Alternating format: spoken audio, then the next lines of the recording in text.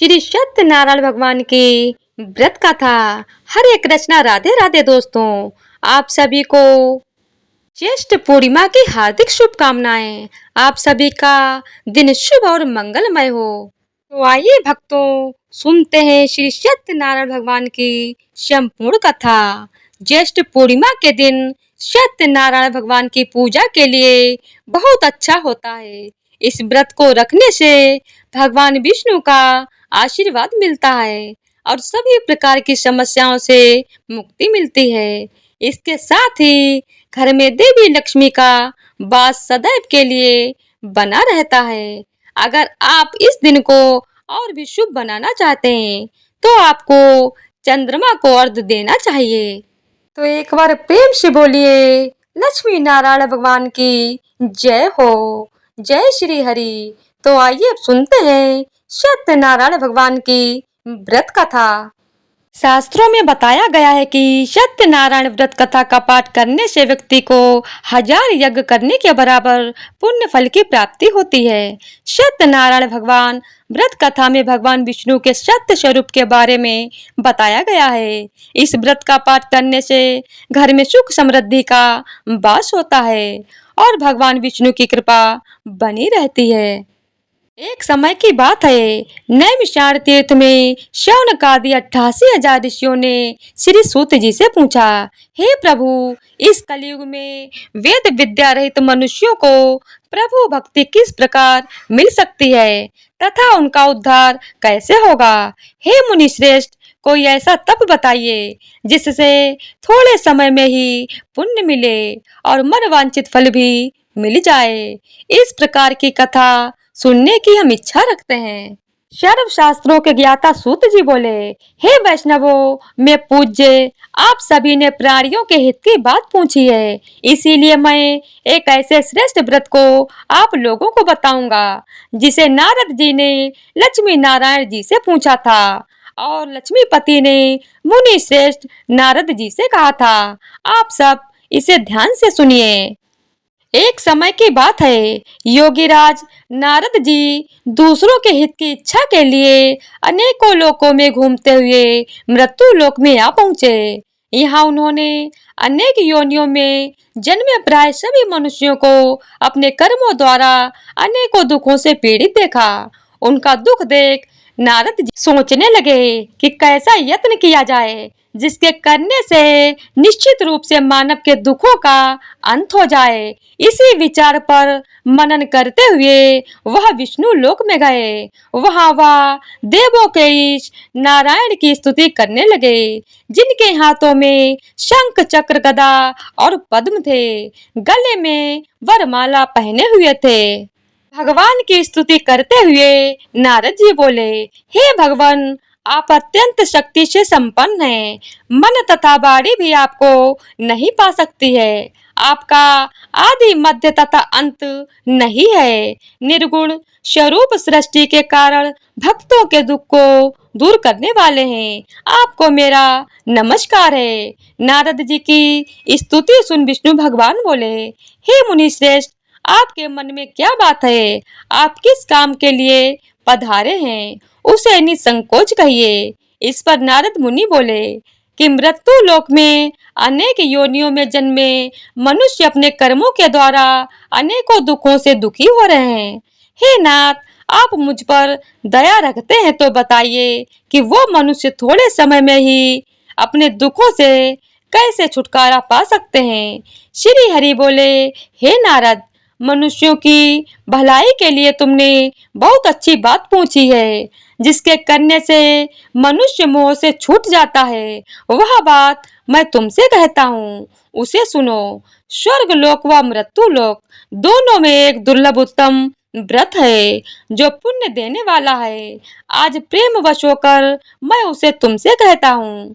श्री सत्यनारायण भगवान का यह व्रत अच्छी तरह विधान पूर्वक करके मनुष्य तुरंत ही यहाँ सुख भोग कर मरने पर मोक्ष पाता है। श्री हरि के वचन सुन नारद जी बोले कि उस व्रत का फल क्या है और उसका विधान क्या है। यह व्रत किसने किया था? इस व्रत को किस दिन करना चाहिए, सभी कुछ विस्तार से बताएं। नारद मुनि की बात सुनकर श्री हरि बोले, दुख व शोक को दूर करने वाला, यह सभी स्थानों पर विजय दिलाने वाला है। मानव को भक्ति व श्रद्धा के साथ शाम को श्री सत्यनारायण की पूजा धर्म परायण होकर ब्राह्मणों व बंधुओं के साथ करनी चाहिए। भक्ति भाव से ही नैवेद्य, केले का फल, घी, दूध और गेहूं का आटा चबाया लें। गेहूं के स्थान पर साठी का आटा, शक्कर तथा गुड़ लेकर वह सभी भक्षण योग्य पदार्थों को मिलाकर भगवान का भोग लगाएं। ब्राह्मणों सहित बंधु बांधवों को भी भोजन कराएं। उसके बाद स्वयं भोजन करें। भजन कीर्तन के साथ भगवान की भक्ति में लीन हो जाएं। इस तरह से सत्यनारायण भगवान का यह व्रत करने पर मनुष्य की सारी इच्छाएं निश्चित रूप से पूरी होती हैं। इस कलिकाल अर्थात कलयुग में मृत्यु लोक में मोक्ष का यही एक सरल उपाय बताया गया है। श्री सत्यनारायण व्रत कथा का पहला अध्याय संपूर्ण। बोलिए श्री सत्यनारायण भगवान की जय हो। सत्यनारायण भगवान की व्रत कथा का दूसरा अध्याय। सूत जी बोले, हे ऋषियों, जिसने पहले समय में इस व्रत को किया था उसका इतिहास कहता हूँ, ध्यान से सुनो। सुंदर काशीपुरी नगरी में एक अत्यंत निर्धन ब्राह्मण रहता था। भूख प्यास से परेशान वह धरती पर घूमता रहता था। ब्राह्मणों से प्रेम करने वाले भगवान ने एक दिन ब्राह्मण का वेश धारण कर उसके पास जाकर पूछा, हे विप्र, नित्य दुखी होकर तुम पृथ्वी पर क्यों घूमते हो? दीन ब्राह्मण बोला, मैं निर्धन ब्राह्मण हूँ, भिक्षा के लिए धरती पर घूमता हूँ। हे भगवान, यदि आप इसका कोई उपाय जानते हो तो कृपया करके मुझे बताइए। वृद्ध ब्राह्मण कहता है कि सत्यनारायण भगवान मनोवांछित फल देने वाले हैं, इसीलिए तुम उनका पूजन करो। इसे करने से मनुष्य सभी दुखों से मुक्त हो जाता है। वृद्ध ब्राह्मण बनकर सत्यनारायण भगवान उस निर्धन ब्राह्मण को व्रत का सारा विधान बताकर अंतर ध्यान हो गए। ब्राह्मण मन ही मन सोचने लगा कि जिस व्रत को वृद्ध ब्राह्मण करने को कह के गया है, मैं उसे अवश्य करूंगा। यह निश्चय करने के बाद उसे रात में नींद नहीं आई। वह सवेरे उठकर सत्यनारायण भगवान के व्रत का निश्चय कर भिक्षा के लिए चला गया। उस दिन निर्धन ब्राह्मण को भिक्षा में बहुत धन प्राप्त हुआ, जिससे उसने बंधु बांधवों के साथ मिलकर श्री सत्यनारायण भगवान का व्रत संपन्न किया।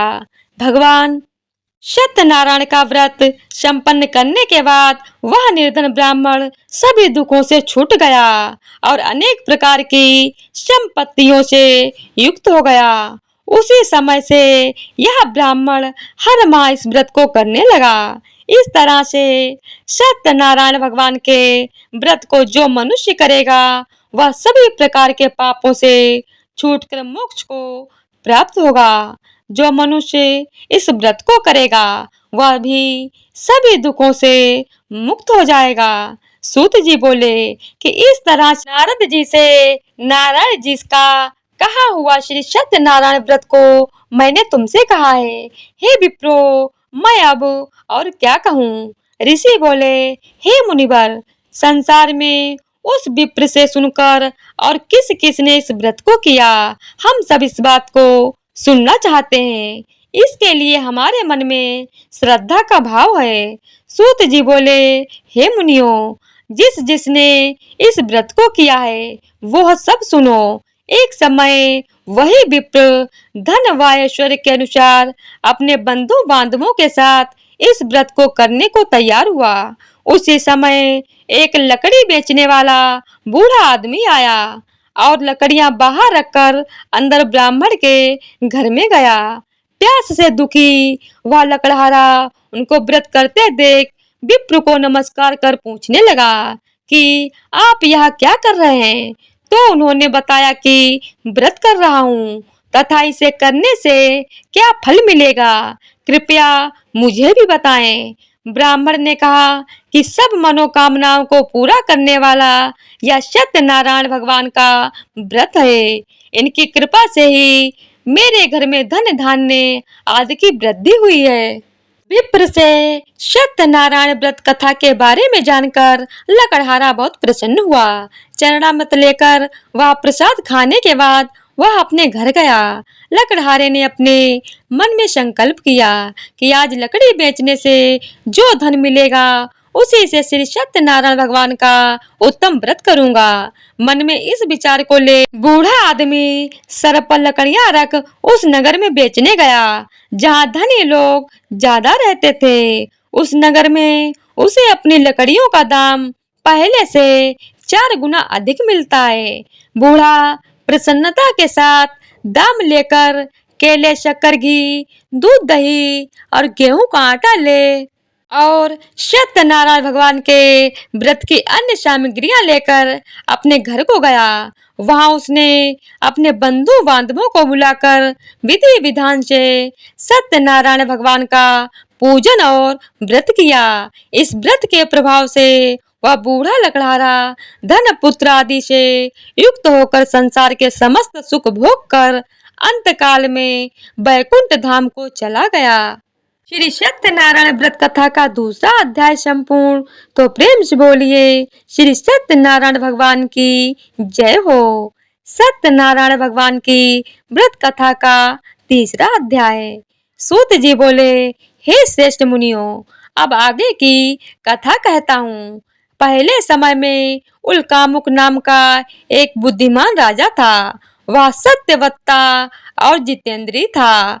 प्रतिदिन देव स्थानों पर जाता और निर्धनों को धन देकर उनके कष्ट दूर करता था। उसकी पत्नी कमल के समान मुख वाली तथा सती साध्वी थी। भद्रशिला नदी के तट पर उन दोनों ने श्री सत्यनारायण भगवान का व्रत किया। उसी समय एक साधु नाम का एक वैश्य आया। उसके पास व्यापार करने के लिए बहुत सा धन भी था। राजा को व्रत करते देखकर वह विनय के साथ पूछने लगा, हे राजन, भक्ति भाव से पूर्ण होकर आप यह क्या कर रहे हैं? मैं सुनने की इच्छा रखता हूँ, तो आप मुझे बताएं। राजा बोला, हे साधु, अपने बंधु बांधवों के साथ पुत्र आदि की प्राप्ति के लिए एक महाशक्तिमान श्री सत्यनारायण भगवान का व्रत व पूजन कर रहा हूँ। राजा के वचन सुन साधु आदर से बोला, हे राजन, मुझे इस व्रत का सारा विधान कहिए। आपके कथनानुसार मैं भी इस व्रत को करूंगा, क्योंकि मेरे भी कोई संतान नहीं है और इस व्रत को करने से निश्चित रूप से मुझे संतान की प्राप्ति होगी। राजा से व्रत का सारा विधान सुन व्यापार से निवृत्त हो वह अपने घर को गया। साधु वैश्य ने अपनी पत्नी को संतान देने वाले इस व्रत का वर्णन कह सुनाया और कहा कि जब मेरी संतान होगी तब मैं इस व्रत को करूंगा। साधु ने इस तरह के वचन अपनी पत्नी लीलावती से कहे। एक दिन लीलावती पति के साथ आनंदित हो सांसारिक धर्म में प्रवृत्त होकर श्री सत्यनारायण भगवान की कृपा से गर्भवती हो गई। 10वें महीने में उसके गर्भ से एक सुंदर कन्या ने जन्म लिया। कन्या दिनों दिन वह ऐसे बढ़ने लगी जैसे कि शुक्ल पक्ष का चंद्रमा बढ़ता है। माता पिता ने अपनी कन्या का नाम कलावती रखा। एक दिन लीलावती ने मीठे शब्दों में अपने पति को याद दिलाया कि आपने सत्यनारायण भगवान के जिस व्रत को करने का संकल्प किया था उसे करने का समय आ गया है। आप इस व्रत को करिए। साधु बोला कि हे प्रिय, इस व्रत को मैं उसके विवाह पर करूंगा। इस प्रकार अपनी पत्नी को आश्वासन देकर वह नगर को चला गया। कलावती पिता के घर में रहे वृद्धि को प्राप्त हो गई। साधु ने एक बार नगर में अपनी कन्या को सखियों के साथ देखा तो तुरंत ही दूत को बुलाया और कहा कि मेरी कन्या के योग्य वर देख कर आओ। साधु की बात सुनकर दूत कंचन नगर में पहुंचा और वहां देखभाल कर लड़की के सुयोग्य वालिक पुत्र को ले आया। सुयोग्य लड़के को देख साधु ने बंधु बांधवों को बुलाकर अपनी पुत्री का विवाह कर दिया। लेकिन दुर्भाग्य की बात यह कि साधु ने अभी भी श्री सत्यनारायण भगवान का व्रत नहीं किया। इस पर श्री सत्यनारायण भगवान क्रोधित हो गए और श्राप दिया कि साधु को अत्यधिक दुख मिले। अपने कार्य में कुशल साधु बनिया जमाई को लेकर समुद्र के पास स्थिति होकर रत्नाशारपुर नगर में गया। वहां जाकर दामाद ससुर दोनों मिलकर चंद्रकेतु राजा के नगर में व्यापार करने लगे। एक दिन भगवान सत्यनारायण की माया से एक चोर राजा का धन चुराकर भाग रहा था। उसने राजा के सिपाहियों को अपना पीछा करते देख चुराया हुआ धन वहां रख दिया, जहां साधु अपने जमाई के साथ ठहरा हुआ था। राजा के सिपाहियों ने साधु वैश्य के पास राजा का धन पड़ा देखा तो वह ससुर जमाई दोनों को बांधकर प्रसन्नता से राजा के पास ले गए और कहा कि हम उन दोनों चोरों को पकड़ लाए हैं, आप आगे की कार्यवाही की आज्ञा दें। राजा की आज्ञा से उन दोनों को कठिन कारावास में डाल दिया गया और उनका सारा धन भी उनसे छीन लिया गया। श्री सत्यनारायण भगवान से श्राप से साधु की पत्नी भी बहुत दुखी हुई। घर में जो धन रखा था उसे चोर चुरा ले गए। शारीरिक तथा मानसिक पीड़ा व भूख प्यास से अति दुखी हो अन्न की चिंता में कलावती एक ब्राह्मण के घर गई। वहां उसने श्री सत्यनारायण भगवान का व्रत होते देखा, फिर कथा सुनी। वह प्रसाद ग्रहण करवा रात को घर वापस आई। माता ने कलावती से पूछा कि हे पुत्री, अब तक तुम कहाँ थी, तेरे मन में क्या है? कलावती ने अपनी माता से कहा, हे माता, मैंने एक ब्राह्मण के घर में श्री सत्यनारायण भगवान का व्रत होते हुए देखा है। कन्या के वचन सुन लीलावती भगवान के पूजन की तैयारी करने लगी। लीलावती ने परिवार व बंधुओं सहित सत्यनारायण भगवान का पूजन किया और उनसे वर मांगा कि मेरे पति तथा जमाई शीघ्र घर आ जाएं। साथ ही यह भी प्रार्थना की कि हम सबका अपराध क्षमा करें। श्री सत्यनारायण भगवान इस व्रत से संतुष्ट हो गए और राजा चंद्रकेतु को सपने में दर्शन देकर कहा कि हे राजन, तुम उन दोनों वैश्यों को छोड़ दो और तुमने उनका जो धन लिया है उसे वापस कर दो। अगर ऐसा नहीं किया तो मैं तुम्हारा धन, राज्य व संतान सभी को नष्ट कर दूंगा। राजा को यह सब कहकर वह अंतर ध्यान हो गए। प्रातः काल सभा में राजा ने अपना सपना सुनाया, फिर बोले कि बड़े पुत्रों को कैद से मुक्त कर सभा में लाओ। दोनों ने आते ही राजा को प्रणाम किया। राजा मीठी वाणी में बोला, हे महानुभावों, भाग्यवश ऐसा कठिन दुख तुम्हें प्राप्त हुआ है, लेकिन अब तुम्हें कोई भय नहीं है। ऐसा कह राजा ने उन दोनों को नए वस्त्राभूषण भी पहनाए और जितना धन उनका लिया था उससे 2 गुना धन वापस कर दिया। दोनों वैश्य अपने घर को चल दिए। श्री सत्यनारायण व्रत कथा का 3रा अध्याय संपूर्ण। बोलिए श्री सत्यनारायण भगवान की जय हो। श्री सत्यनारायण भगवान की व्रत कथा का 4था अध्याय। सूत जी बोले, वैश्य ने मंगलाचार कर अपनी यात्रा आरंभ की और अपने नगर की ओर चल दिए। उनके थोड़ी दूर जाने पर एक दंडी वेशधारी श्री सत्यनारायण ने उनसे पूछा, हे साधु, तेरी नाव में क्या है? अभी वाड़ी बड़ी हंसता हुआ बोला, हे दंडी, आप क्यों पूछते हो? क्या धन लेने की इच्छा है? मेरी नाव में तो वेल व पत्ते भरे हुए हैं। वैश्य के कठोर वचन सुन भगवान बोले, तुम्हारा वचन सत्य हो, दंडी ऐसे वचन कहे वहां से दूर चले गए। कुछ दूर जाकर समुद्र के किनारे बैठ गए। दंडी के जाने के बाद साधु वैश्य ने नित्य क्रिया के पश्चात नाव को ऊंची उठते देखकर अचंभा माना और नाव में बेल पत्ते आदि देखकर मूर्छित हो जमीन पर गिर पड़ा। मूर्छा खुलने पर वह अत्यंत शोक में डूब गया। तब उसका दामाद बोला कि आप शोक ना मनाएं, यह दंडी का शाप है, इसीलिए हमें उनकी शरण में जाना चाहिए, तभी हमारी मनोकामना पूरी होगी। दामाद की बात सुनकर वह दंडी के पास पहुंचा और अत्यंत भक्ति भाव नमस्कार करके बोला, मैंने आपसे जो जो असत्य वचन कहे थे उनके लिए मुझे क्षमा दें। ऐसा कहकर महान शोकातुर हो रोने लगा। तब दंडी भगवान बोले, हे बालिक पुत्र, मेरी आज्ञा से तुम्हें बार बार दुख प्राप्त हुआ है, तू मेरी पूजा से विमुख हुआ है।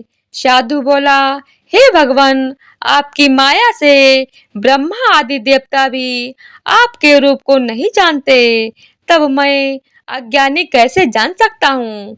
आप प्रसन्न होइए, अब मैं सामर्थ्य के अनुसार आपकी पूजा करूंगा, मेरी रक्षा करो और पहले के समान नौका में धन भर दो।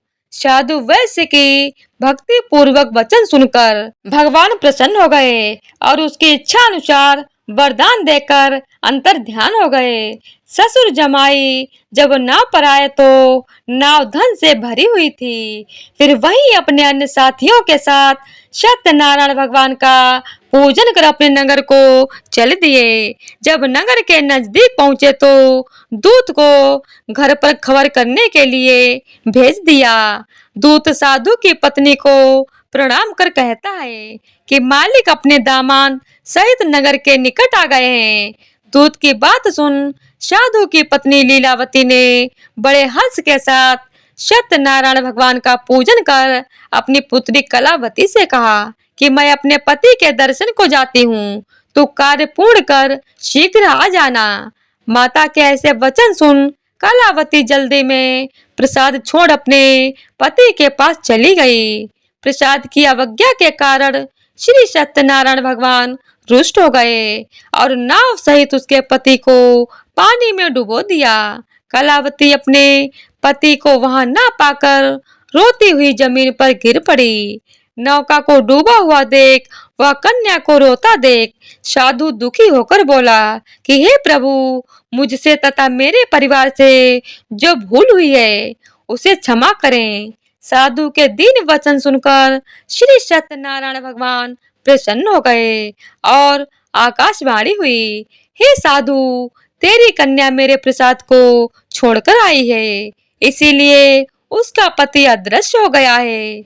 यदि वह घर जाकर प्रसाद खाकर लौटती है तो इसे इसका पति अवश्य मिलेगा।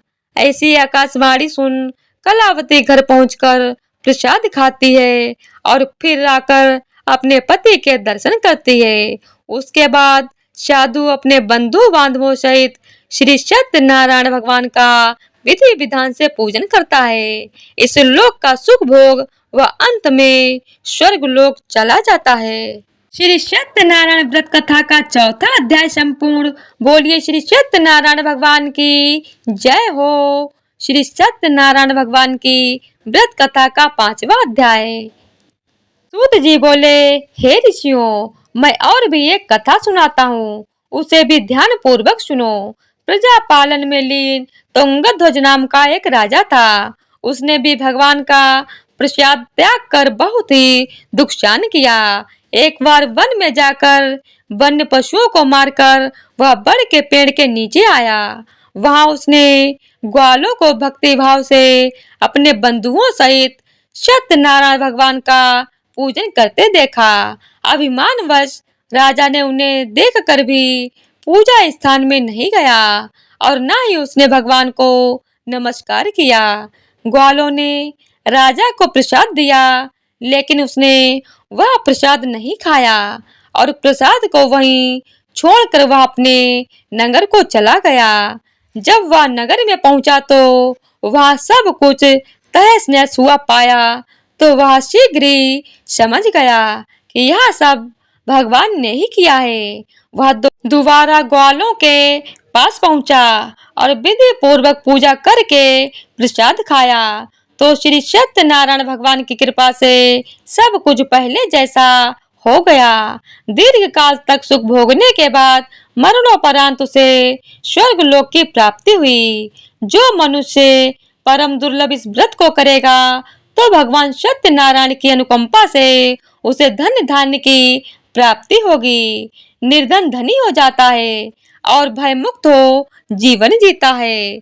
संतानहीन मनुष्य को संतान सुख मिलता है और सारे मनोरथ पूर्ण होने पर मानव अंतकाल में वैकुंठ धाम को चला जाता है। सूत जी बोले, जिन्होंने पहले इस व्रत को किया है अब उनके दूसरे जन्म की कथा कहता हूँ। वृद्ध शतानंद ब्राह्मण ने सुदामा का जन्म लेकर मोक्ष की प्राप्ति की। लकड़हारे ने अगले जन्म में निषाद बनकर मोक्ष प्राप्त किया। उल्कामुक नाम का राजा दशरथ होकर वैकुंठ धाम को चले गए।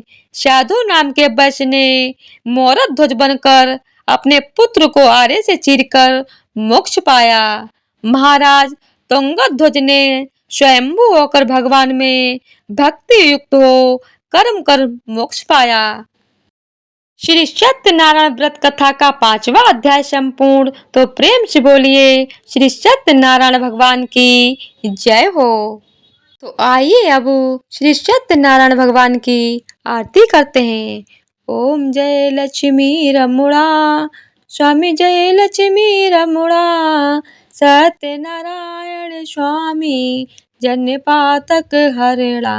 ओम जय लक्ष्मी रमुणा रतन जड़ित सिंहासन अद्भुत छवि राजे नारद करत निराजन घंटा ध्वनि बाजे।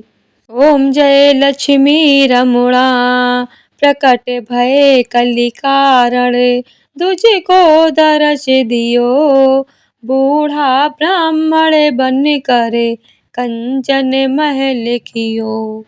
ओम जय लक्ष्मी रमुणा दुर्बल भील कठारो जिन पर कृपा करी चंद्रचूड़ के राजा तिनकी विपत्ति हरी। ओम जय लक्ष्मी रमुणा स्वामी जय लक्ष्मी रमुणा वैश्य मनोरथ पायो श्रद्धा तज दीनी सो फल भोग्यो प्रभु जी फिरे स्तुति कीन्ही। ओम जय लक्ष्मी रमुणा भाव भक्ति के कारण छिन छिन रूप धर्यो श्रद्धा धारण कीनी तिनको काज सर्यो।